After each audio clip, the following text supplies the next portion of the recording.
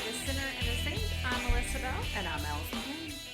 So, life has been a little crazy lately. I mean, actually, I think we say that all the time. So maybe I should just inform you when it's not crazy. I think we do kind of say that every time. Like, oh, so it's been a little crazy. Or we've had a lot going on. Oh, yeah. True or false? Our lives are always crazy.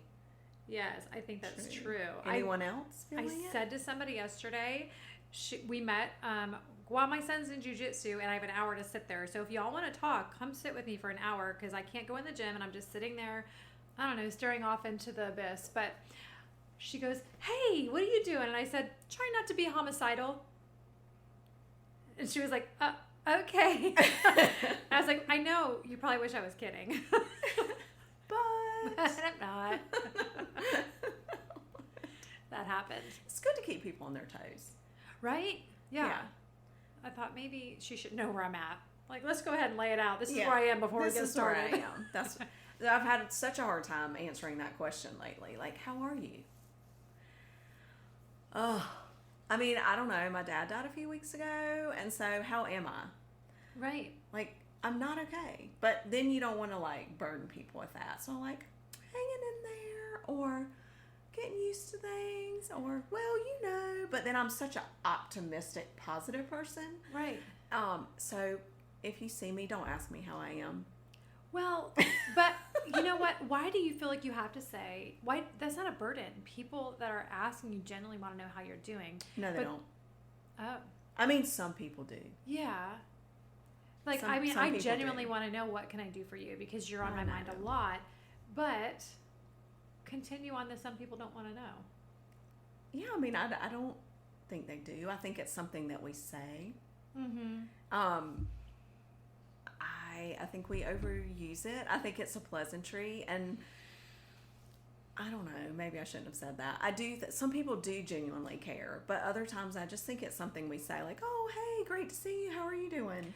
Right. You don't have time to stop.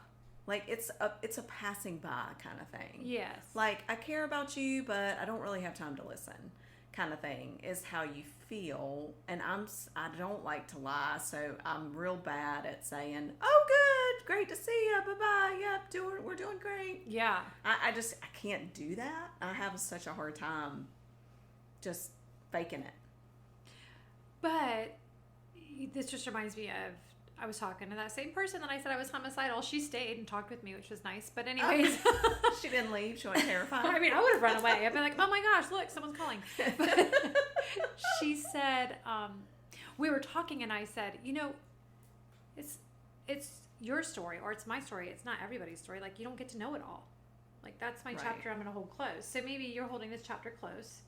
This chapter with your dad is close. And so for the people that can handle the I'm not okay and this is why, and you feel their, and I want to say ingenuity, but that's not it, their genuineness, or you know, those are your people that you have to have close by. And I don't really think, I mean, like, I'm not hating on people. I think I need to practice what I'm going to say. I actually thought about this at 3 o'clock in the morning. Like, what can I say that makes me feel better about being truthful but not giving too many details? And so I think that that's something that we could all do in our situations. You know, we can be prepared for the question, because it will come, because people do care, and it is what people say. I say it. Right. I mean, I just think when you said I have to practice what I'm going to say, to me that feels so inauthentic, but I understand why you're saying that, because some situations in life call, and it's not even being inauthentic. It's, I'm going to come at you from this 10,000 foot level, because I can't dwell on the ground with anybody right now except my husband or my mom or my close friends. And so at some point, it's not because I don't value that you care about me. It's just I don't have the bandwidth. Right.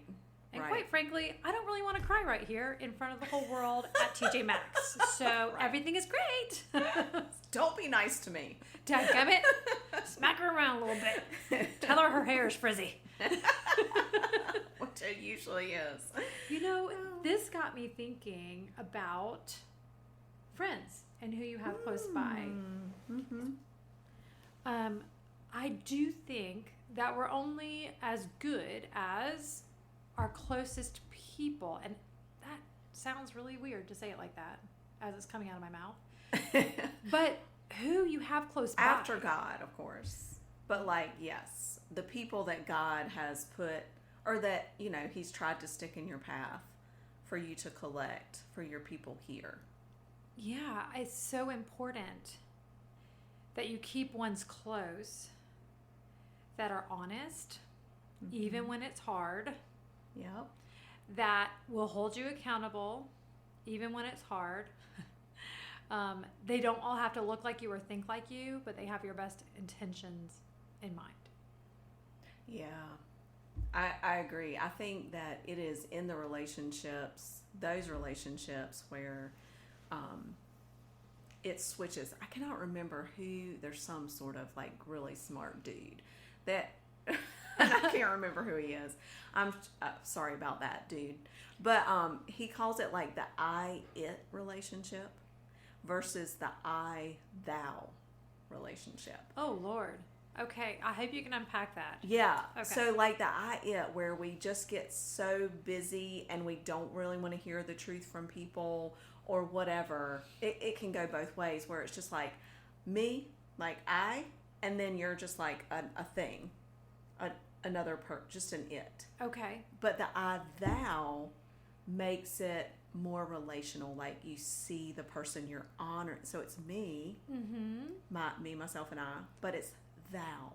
So it's like an honoring of that person. And what happens when you switch that mindset is you are, one, more apt to make time for people, to listen more wholly, right? Not HOLY, but the other one. And to be present, to listen to them, to support them, but you're also more willing to receive truth and advice and to accept that support from that person when you're in an I-thou. And that's when like God is kind of gluing the relationship together and honoring that. I almost feel like maybe sometimes we can feel like it's I and a project, right? Yes. I feel like a lot of times I'm somebody's project. I know I was somebody's project a lot when I worked at the church. Sorry, not sorry. That's what the real world does, people. Welcome. But I think when you have a camaraderie, it doesn't mean that we always think the same, but we're sharpening each other. It's not just giving, or taking from the other person, right? Yeah, absolutely. And there's we don't need to ever try to get caught up in fixing people, because that just doesn't work. Right, because we're not God, thankfully. How exhausting would it be to be God? First of all, I would use a lot more lightning bolts, y'all. I'm not going to lie. At least the first month, I would have a lot of fun. I think, so what about when people have a situation going on in their life, okay? And so I know someone who has a really challenging situation with a child, and they have not shared it with me. Yes. And it has barely been shared with anybody else beyond. And I'm sure it's because, I don't know, privacy, shame, confusion, guilt. There's so many things as parents, right? Yes. And we don't want to necessarily let people in or trust them, and we want to protect our children and the other people involved. But how do we help people like that?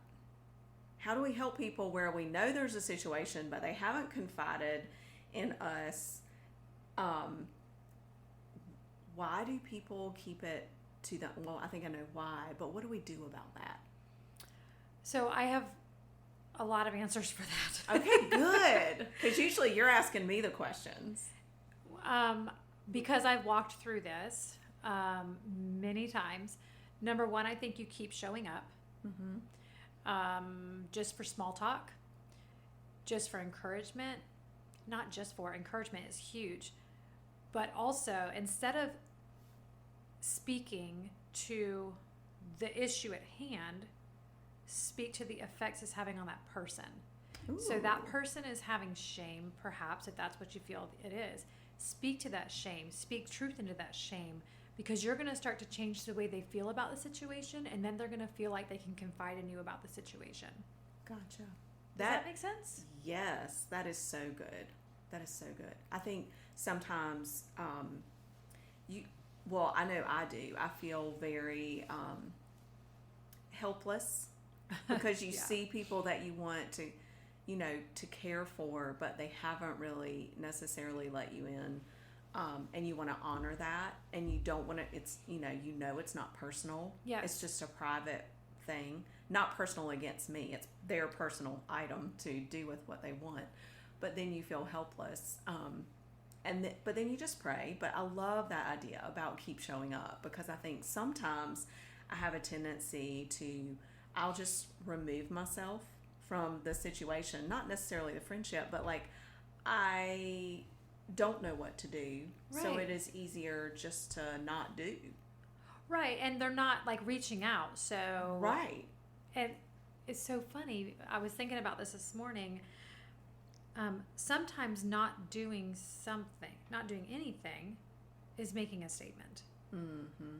And particularly if this person already feels shame, not realizing their own fault, not their fault, but their play in the game is they're not sharing, they're not reaching out, but now you're not reaching out also, and that tends to be your tendency. That's your tendency. Now they're thinking, see, obviously I'm right. I am shameful. They don't want to be around me. There is an issue here. Right. Or probably they're thinking, well, everybody knows. Word on the street, everybody knows, and they're ostracizing me. Oh, see, that breaks my heart. I mean, I don't know if that's the case because I don't know the situation. Yeah, I mean, I don't know. And every situation can be different, right? But you always want to do what is honoring to that person in their situation.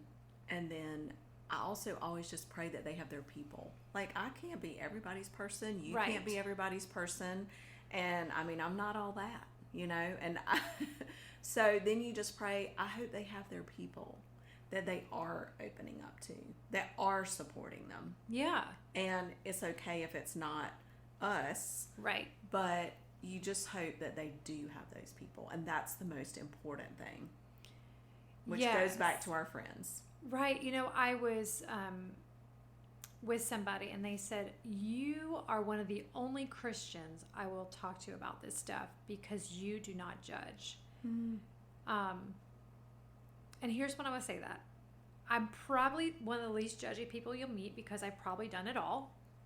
I've walked in the world a long time. And like Allison and I discussed last week, Allison is breaking free from all of her own legalistic chains and, the box that she was put into because, a lot of people were raised in a church around here in particular. And so they're trying to break free of all the things that they were taught and all the things they're not allowed to do and all the do's and don'ts and all of the rules and regulations. The man-made stuff. Right, which are not from God, but that's, because church is run by, humans. We get it wrong. And so I, on the other hand, am trying to be reined in a little bit. And so I'm going to be a little more comfortable. But you want to make sure that you're talking to somebody like Allison is saying. And just think about the person that you feel like is judging you. Are they truly judging you? Or is that coming from your baggage that you're carrying from Sunday school, church pew, right? I think that's an excellent point. I was thinking down that same line because I think when you've grown up in the church, because I totally put God on the shelf in college and just did whatever the heck I wanted, right? And would come home and say, I'm sorry. And we've had that podcast before, but then when you do come back around, I think the shame and the guilt is like so, I don't know, it feels so much greater because we had that foundation. We stepped away from it and chose a different path, and then we come back to it versus not ever having had it or known about it, right? And living a certain way, and then being like, oh, I'm going to turn the corner, and I'm going to start this new leaf, and I learned about this new amazing God. But see, I knew better. Right. So the shame and the guilt is yes. super layered. I don't know what that feels like. And I'm not trying to say I'm better than that. But what I'm thinking when I came to God, I was a broken mess. I knew that the only way for me to move forward was by the grace and mercy of God. Where you were already maybe in a good place, and then you fell back, and then you have the guilt of, like you said, coming back and needing his grace and mercy. For me, it was like opening this present I never even knew I needed, right? And I think that is so important for us to consider as we are approaching friendships and how we just listen to others, because we all have different experiences. Yes. We all come from different backgrounds. I mean, yes, they might have overlaps and similarities because, I mean, come on, there's nothing new under the sun. We hope not. There's different combinations Yes, even yes. of that. You know, even if you do have lots of similarities, there are also very distinct differences. There are different parental relationships and different sibling orders, and there's so many things that different traumas that we can't even consider. And so I think when we're supporting our friends, when we want to be those people who are there, not being judgmental, providing a listening ear, offering truth, you know, just considering all of those things about that individual and not taking things so personally when other people react a certain way. Maybe they have walls built up. Maybe there's certain things that they aren't comfortable sharing for other reasons where they've been hurt by others, and we don't understand that yet. Yes. And so I just love what you said. Like, we just need to keep showing up. Yes. And so I ask you, as you're looking at your friends group, who's in your corner, right? Who do you have fighting for you? Because at the end of the day, when like the world just turns upside down, you're going to need people to fight for you, because you are going to be walking around like in a cloud of dust. You have no idea which way's up, right? And so who's coming to be by your side? Who's standing as your front and rear guard besides God, right? You want people that you know are wanting the best for you. You want people that cheer louder for you, right? Yeah. I just think about a sign that your friend might not be for you is that when you celebrate something, they are going to show you 3 reasons why it might not work. Oh, yeah. Might not be the best person to have in your corner. I mean, if you are trying to maybe change your eating habit or stop your drinking habit, your good friends don't take you to happy hour. Right. Right. Well, but if you do want to go to happy hour and your friends are giving you 3 reasons not to, that is truth and that is love. Yes, which is also hard. Yes. So that is where you might drop a friend because they're not telling you what you want to hear when it is the right thing you need to hear. Yeah, a lot of friends, well, your friends should tell you the hard stuff. Yeah. I would also say, when you're thinking about your friends, consider some of those that are around you that you consider a friend that maybe need to hear from you that you have their back. Just, I'm thinking about you, and I just wanted you to know I got your back. I'm always here for you, and I just wanted you to know that. I appreciate you. Because sometimes it is just not even the advice. You don't need the advice. You don't need the lunch. You just need the reminder that you have people in your corner. Yes. You know, like, you're not ready to sit down in the corner with anybody. Right. Right? But you just like knowing. It brings you comfort, and it's an answer to prayer that there are people that are waiting for you in the corner. To bring you a casserole. Or just punch somebody in the face for you. Oh, I got you. I don't even know your name. I knew you'd like that one. You know, just, I'm on your side. I'm on your team. Yeah. And I'm here for you, and I support you, and I think you're awesome. And just, I'm your friend, you know? Because I think about the person I was sharing, you know, who's going through something. She probably just needs to hear that. Yes. More than anything else. Just knowing that I'm here waiting with open arms when she needs me, or if she needs me for anything. And that can be the most powerful thing. Yeah, I think I read somewhere recently where it said, don't give someone advice when all they need is a hug. Oh, I love a hug. I know you do, girl. I know. Oh, this has been really helpful for me to talk this through. I don't know about y'all that are listening, but I hope it's been helpful. Maybe to consider some of your friends and what their needs may be, and then maybe even what your needs are as a friend, and being able to communicate that to them, or feeling that security of opening up to someone to share and letting them into your life. But next week we are going to talk about something very interesting. Oh, we are. Uh-oh. We're going into little true faults there, to see what it really looks like to be a Christian. I think it's going to surprise you. Not truth or dare, but true false. Maybe that's my problem. I grew up playing truth or dare. Huh. That's another podcast. Okay. See you next week on The Sinner and the Saint.